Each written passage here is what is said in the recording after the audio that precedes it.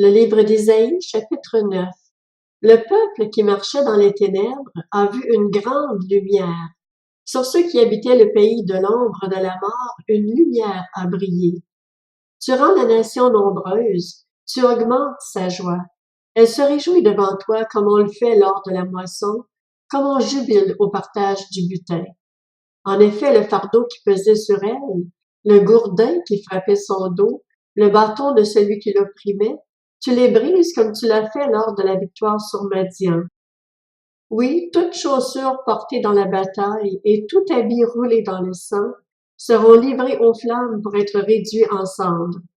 En effet, un enfant nous est né, un fils nous a été donné, et la souveraineté reposera sur son épaule. On l'appellera merveilleux conseiller, Dieu puissant, Père éternel, Prince de la paix. Étendre la souveraineté, donner une paix sans fin au trône de David et à son royaume, l'affermir et le soutenir par le droit et par la justice, dès maintenant et pour toujours. Voilà ce que fera le zèle de l'Éternel, le Maître de l'univers. Le Seigneur envoie une parole contre Jacob, et elle tombe sur Israël. Le peuple tout entier en aura connaissance. Éphraïm et les habitants de Samarie, eux qui disent avec orgueil et arrogance, des briques sont tombées, nous construirons en pierre de taille. Des sycomores ont été coupés, nous les remplacerons par des cèdres. L'Éternel fait alors triompher contre eux les ennemis de Rétzin et arme leurs ennemis. Les Syriens à l'est, les Philistins à l'ouest. Ils dévorent Israël à pleine bouche. Mais malgré tout cela, sa colère ne se détourne pas et sa puissance est encore déployée. C'est que le peuple ne revient pas à celui qui le fait et ne recherche pas l'Éternel, le Maître de l'univers. Aussi l'Éternel arrachera-t-il d'Israël la tête et la queue, la branche de palmier et le roseau, tout cela le même jour. L'ancien et le magistrat, c'est la tête, et le prophète qui propage le mensonge, c'est la queue.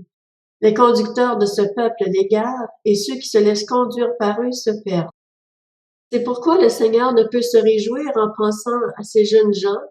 Il n'aura pas pitié de leurs orphelins et de leurs veuves. En effet, tous sont des impies et des méchants, et toutes les bouches ne savent que proférer des absurdités. Mais malgré tout cela, sa colère ne se détourne pas, et sa puissance est encore déployée.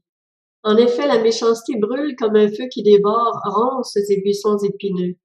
Elle embrase les buissons de la forêt, d'où s'élèvent des colonnes de fumée.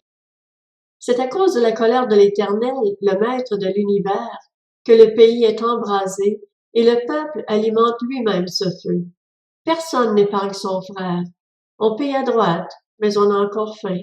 On dévore à gauche, mais on n'est pas rassasié. Chacun se met à manger son propre bras.